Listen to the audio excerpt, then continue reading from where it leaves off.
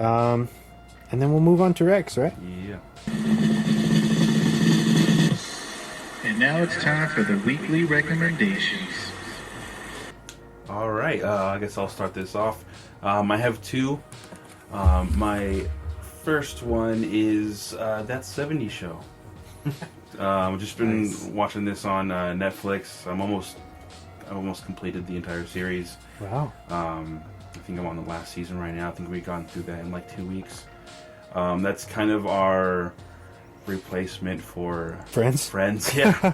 Because we would usually put that on as we're laying down, trying to, winding the day down. Okay. Get about 2 hours of whatever into that as we fall asleep. But since they don't have Friends anymore, we had to put That 70s Show on. And it's actually, I forgot how, at least the earlier seasons, how entertaining they were. The last couple of seasons, say like the last one or two seasons aren't as good. You can kind of tell they were running out of ideas and kind of recycling the same type of jokes, just structured differently. But definitely still worth a watch if you haven't seen it in a while. I highly recommend at least watching the first like 5 or 6 seasons, because I believe there's 8. Or if you just want to complete the whole thing, watch the entire series. It's definitely a good watch, and it's on Netflix right now, so check that out. And my next one is it's a Netflix original. They just came out with a season 2. Is Sex Education. Okay. Which is pretty funny, and definitely don't watch this if you have little ones or you're really. I would assume that the title gives. Yeah, but I mean, this really fair warning for Netflix. This really pushes the envelope of like TV. MA Dicks galore. Yeah. They show it all. Okay. It's like it's a British show. It's right? a British show. I'm gonna cue that up tonight. Just kidding. No, you're not. Check it out if you want to. It's pretty funny. It's basically this kid. His mom is a sex therapist, and he takes what he kind of learns from her, because he listens in on sessions that he has with adults with his mom, and he goes to high school. He's a 16-year-old kid in a British school, and there's tons of kids there who are experimenting, doing whatever sexually, and there's a lot of kids who are confused, and he kind of takes what he eavesdrops on with his mom and applies that to helping out the kids in his school. And it actually works out for the most part. He does get in trouble a couple of times, but I'm only about halfway through the first season, so it's I'm looking forward to getting to the new season. But check that out, Sex Education, Netflix original. Nice. Shout out to Netflix.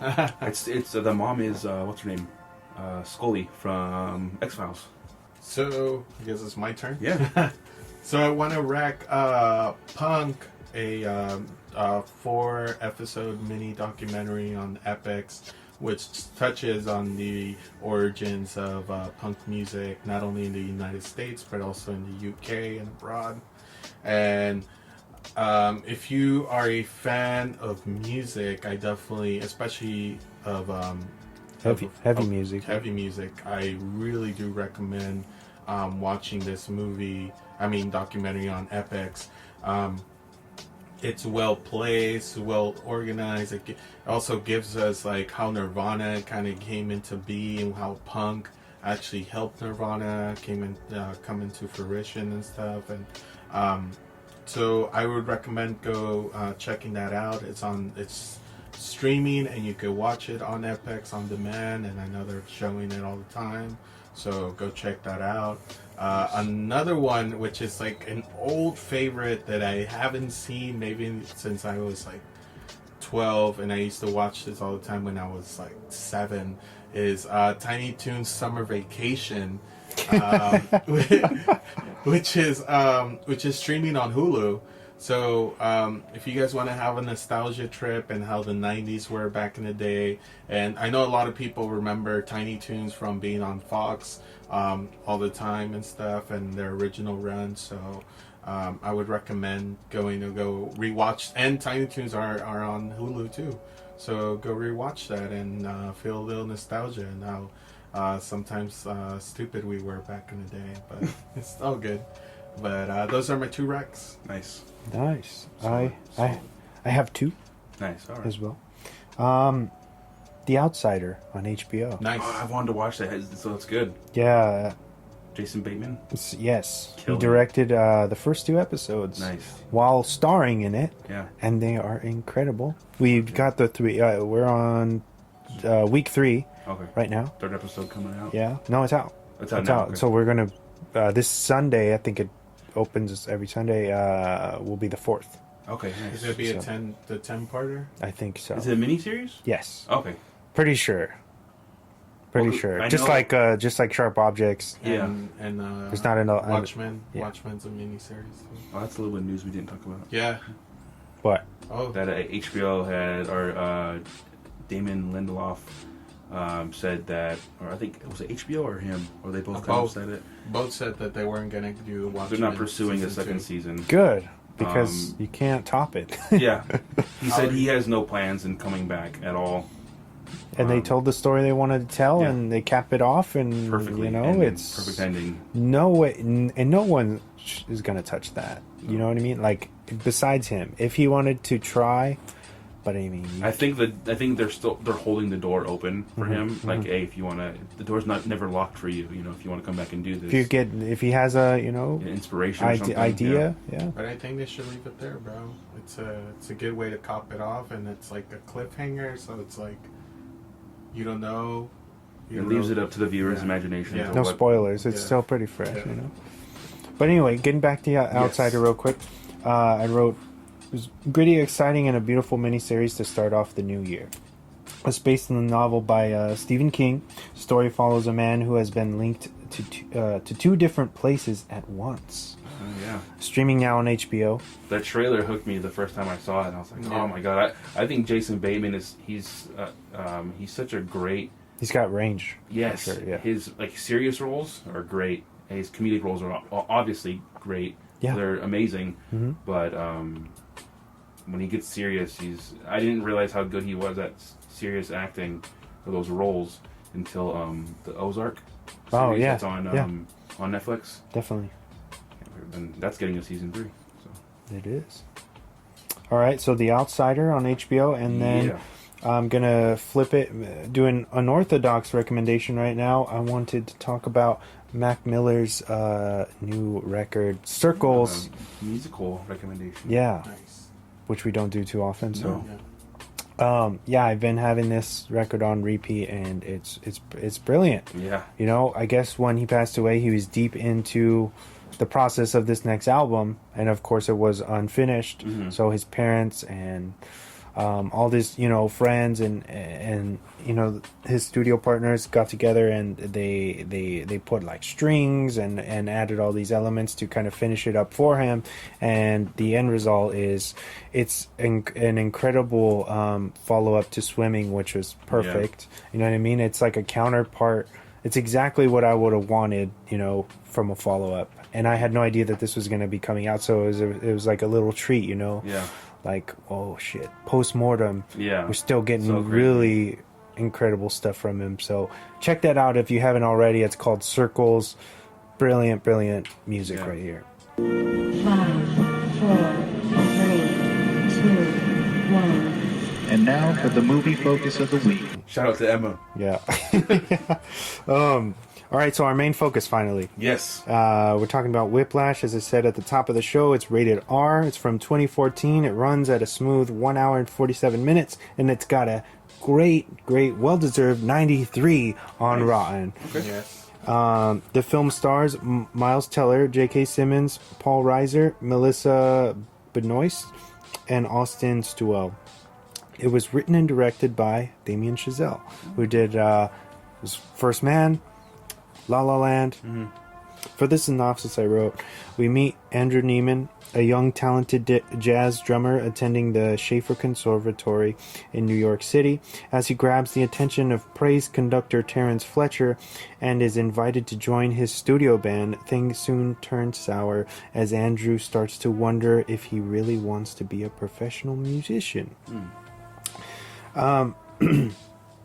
I had a little bit of stuff I've written about the film to kind of do an intro for. So Whiplash started as a short film as director Damien Chazelle could not get funding for the project at first. The short film starred J.K. Simmons, surprisingly, as Fletcher, and Johnny Simmons as Andrew, because I guess at the time Miles Teller was unavailable to shoot. I believe the short was only 18 minutes. After the short film was basically a success at the Sundance Film Festival for 2013, Bold Films opted to produce the film in full with Blumhouse Productions. Nice. So, what do you guys think of this? This movie is it's pretty interesting.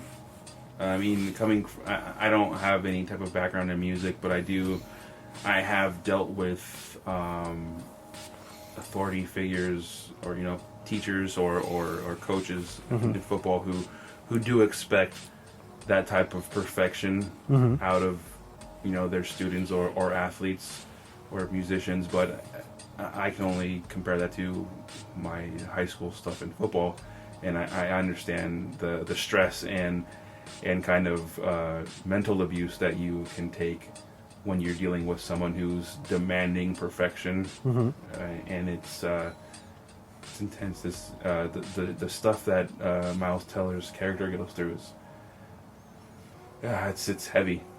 Yes. It's something resonates a lot with us, especially because we're in that tail end of the whole thing where like coaches would tell you to go fuck yourself or something like that, Yeah, I don't know if stop being a pussy. I don't know if that's you still can't there say that anymore to kids. But They go crying, snitch on you right away. Yeah, 'cause they're all soft.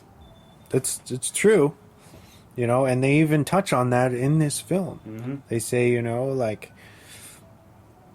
and I feel like Fletcher is a reflection of the music that he loves so much, which is jazz, and jazz is kind of dying, at least in the freeform. Real jazz is becoming less and less popular. You know what I mean?